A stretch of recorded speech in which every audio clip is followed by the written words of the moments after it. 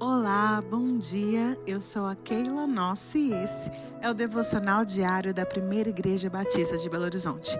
Que privilégio ter você aqui conosco nesse novo dia, e a minha oração é que Deus te encontre nesse momento e te abrace com o seu espírito e que você possa declarar que Ele é Deus sobre você, que você possa testemunhar os milagres que essa leitura, que esse devocional tem feito sobre a sua vida, e que você possa ser transformado pela convicção de quem Deus é e de quem você é diante do amor dele. Hoje nós estamos chegando ao último capítulo do livro de Marcos. Se você perdeu alguma coisa, retome lá nos nossos canais, no YouTube, no Spotify, mas não fique de fora. Aprenda, renove-se aí a sua mente, os seus pensamentos com a leitura da palavra, retome os capítulos que você perdeu, ore diante deles e nós encerraremos juntos mais um livro do Novo Testamento. Esse, gente, é um capítulo que eu amo, e como é bom ler sobre a vitória de Jesus Cristo. Ontem nós tivemos esse momento de reviver com Jesus a sua trajetória até a crucificação, de sentir ali tudo o que ele vivenciou e de agradecer porque ele fez isso por nós. Mas o melhor é saber que tudo isso passou e que Jesus Cristo ressuscitou. É isso que vai falar o capítulo 16 hoje. Ele começa com a ressurreição do nosso Salvador, de Jesus, na manhã do primeiro dia da semana. Nós temos ali o testemunho da Maria Madalena e as outras mulheres que se achegam ao túmulo e encontram a pedra removida, e em um momento elas se sentem desesperadas, pensando o que pode ter acontecido, quem roubou o corpo do Senhor. Mas um anjo se aproxima e anuncia: Ele não está aqui, Ele ressuscitou.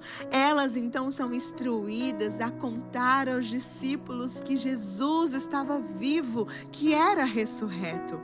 Maria Madalena, ao sair correndo do jardim ali do encontro, ela vê Jesus e não o reconhece. Ela acha que era um jardineiro simplesmente que estava passando naquele lugar, mas depois Jesus a chama de uma forma que só ela conhecia, e ele então se revela a ela. Ela vai ao encontro dos discípulos testemunhando que viu o seu mestre. Olha que bênção isso, querido.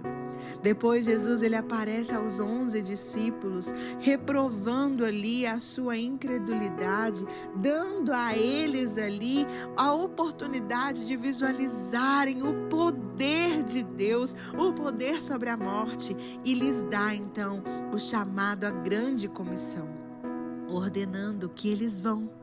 Ide pelo mundo, preguem o evangelho a toda criatura. Ele promete sinais que acompanhariam aqueles que crescem.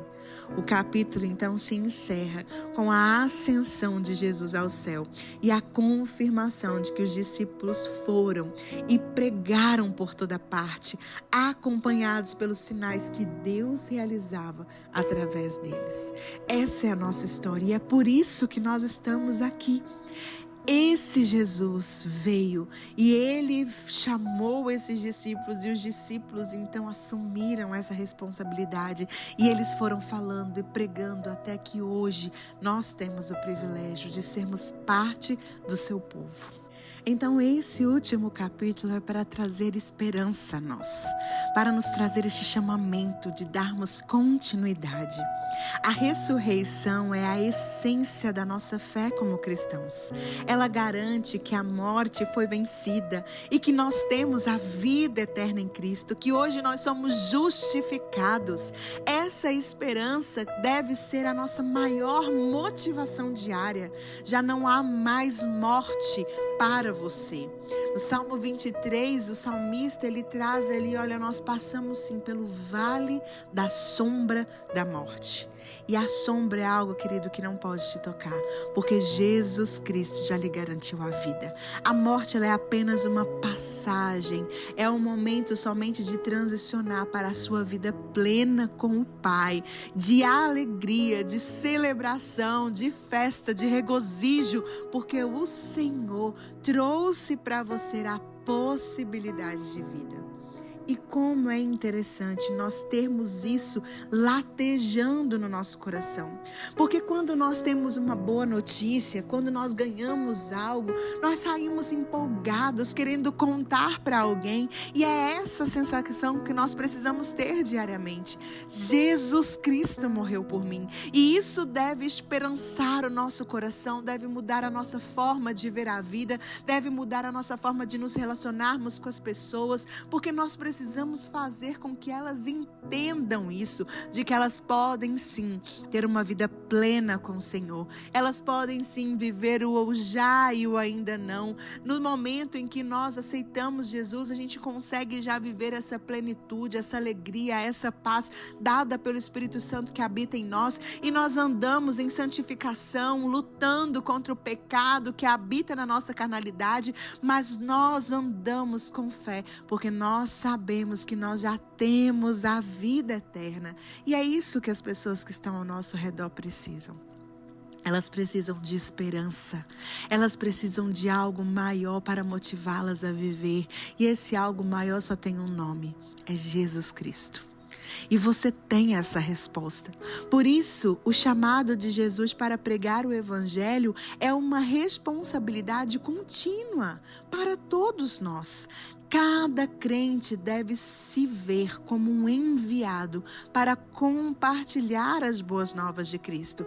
Você é um discípulo de Jesus. Você é um pequeno Cristo e cabe a você espalhar essa notícia. E não somente espalhar verbalmente, mas principalmente com as suas ações, com o seu exemplo, com a sua vinda.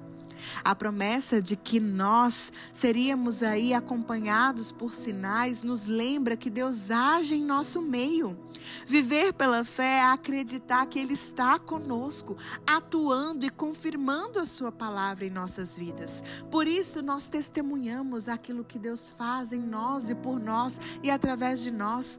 Por meio dos milagres, das respostas que Ele nos dá, nós mostramos ao mundo quem Ele é. Por isso nós não podemos nos calar, por isso nós não podemos nos acovardar, porque a ascensão de Jesus não é apenas um encerramento, mas é sim um convite à expectativa. Como hoje nós estamos vivendo diante da expectativa da sua volta? Será que hoje a nossa vida ela carrega esse legado de esperança e de preparação? Será que quando as pessoas olham para você, elas conseguem sentir essa paz, essa tranquilidade, esse Deus, e elas podem falar assim: gente, eu quero isso que essa pessoa tem, eu quero enfrentar as lutas com esse olhar, eu quero ter essa alegria, essa esperança de acreditar num futuro eterno, num lugar perfeito, com um Deus majestoso. Ou será que nós não estamos envergonhando o Evangelho, envergonhando a palavra, porque estamos ocultos, estamos trabalhando de forma errada, falsa, difamando o nome de Cristo, muitas vezes carregando um peso, trazendo um fardo, como se a nossa vida fosse algo tão ruim, tão difícil, com tanta murmuração, com tanta ingratidão. Querido, em nome de Jesus, mude o seu olhar. Você já conhece o final da história. Jesus Cristo já venceu. Ele está no céu preparando o nosso lugar. O noivo está à porta e nós precisamos, como noivas de Cristo, estarmos preparadas no sentido de estarmos sendo diligentes com o chamado que Ele nos deu, preparados, estando conscientes de que estamos obedecendo aquilo que Ele nos determinou. Nós precisamos encher o nosso coração de gratidão, porque porque nós sabemos que Jesus Cristo é Rei, que Ele é o Senhor e que Ele voltará para buscar a sua noiva. E é nosso papel fazer com que o seu reino se expanda, fazer com que as pessoas se encontrem com esse amor verdadeiro. E nós só conseguiremos fazer isso vivendo a palavra de Deus, vivendo num relacionamento íntimo com o Espírito Santo, em oração, em jejum, na vivência, na comunidade, na igreja, porque Jesus Cristo vem buscar não a sua vida de forma individual, Ele vem buscar a sua igreja. Então hoje eu te convido a orar, agradecendo, que você nesse momento não faça nenhum pedido, apenas agradeça pela vida que Deus te deu, pelo privilégio de você ser filho de Deus, por Ele ter te adotado, por Ele ter te criado, por Ele ter te separado, por Ele ter feito de você a sua nação, o seu povo, o povo escolhido dEle. Que você agradeça pelas oportunidades que você tem, que você agradeça pelas lutas que você tem, porque é o momento de você testemunhar a sua fé, que você agradeça pelos seus filhos, pelo seu alimento, pelo seu trabalho, por tudo que Ele tem permitido você viver, para que a sua vida seja um incenso agradável ao Senhor, de gratidão a Ele.